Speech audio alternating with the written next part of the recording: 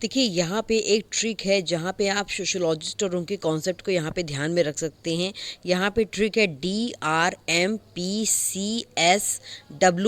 तो यहाँ पे देखिए इसको याद करने का जो तरीका है वो ये है कि daring research make powerful concept so widely heard, right. अब देखिए डी का मतलब क्या है, यानी कि इमाइल दरखाइम। इनका कॉन्सेप्ट क्या था, यहाँ पे सोशल फैक्ट्स था।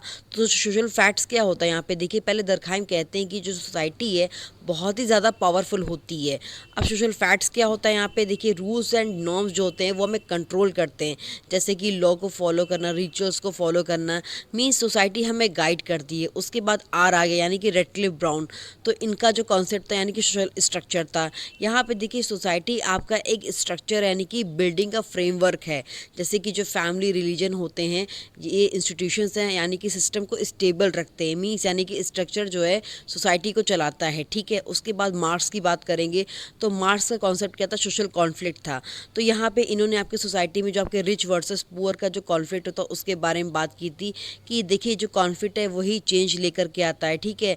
मीन्स यानी कि जो लड़ाई है वही चेंज का रीज़न है, इसको आपको ध्यान रखना। उसके बाद बात करेंगे पार्सन की। तो यहाँ पे इन्होंने बात करी थी एक्शन सिस्टम की, यानी कि जो सोसाइटी है आपका एक सिस्टम है जहाँ पे जो लोग हैं नॉर्म्स को फॉलो करते हैं और उसके अकॉर्डिंग यहाँ पे एक्ट करते हैं, यानी कि जो रूल्स हैं उसके यहाँ पे अकॉर्डिंग यहाँ पे एक्ट किया करते हैं, ठीक है।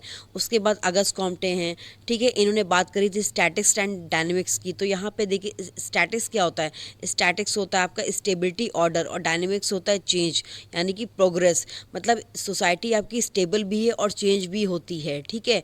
उसके बाद बात करेंगे स्पेंसर की। तो यहाँ पे इन्होंने बात करी थी सोसाइटी एज ऑर्गेनिज्म, यानी कि सोसाइटी एक बॉडी की तरह होती है जहाँ पे हर पार्ट अपना फंक्शन होता है, ठीक है। मीन्स यहाँ पे सब पार्ट्स मिलकर के सोसाइटी को चलाते हैं। उसके बाद बात करेंगे वेबर की। तो यहाँ पे वेबर ने क्या कहा था, सोशल एक्शन की बात की थी। यहाँ नहीं कि ये मतलब कि लोग क्यों एक्ट करते हैं, मीन्स उनके एक्शन की जो पीछे इंटेंशन को यहाँ पे समझना था, ठीक है। उसके बाद बात करेंगे हॉर्कहैमर की। तो इन्होंने क्रिटिकल थ्योरी की बात की थी। मतलब ये कि सोसाइटी में जो कुछ भी है उसको क्वेश्चन करो, स्पेशली आपके जो पावर है और इनइक्वालिटी को, मतलब सिर्फ समझो नहीं, इसको क्रिटिसाइज़ भी करो। तो ये जो एक्चुअली ये इंपॉर्टेंट जो ट्रिक्स हैं ये आपकी 3 मेजर थ्योरीज को कवर करते हैं। पहला आपका क्या है, फंक्शनलिज्म। फंक्शनलिज्म में कौन कौन आ जाएंगे, आपके दरखाइम आ जाएंगे, पार्सन आ जाएंगे और आपके स्पेंसर आ जाएंगे, ठीक है। उसके बाद कॉन्फ्लिक्ट थ्योरी में कौन आ जाएंगे, मार्क्स आ जाएंगे और हॉर्कहैमर आ जाएंगे, ठीक है। उसके बाद इंटरप्रेटिव में आपके वेबर आ जाएंगे।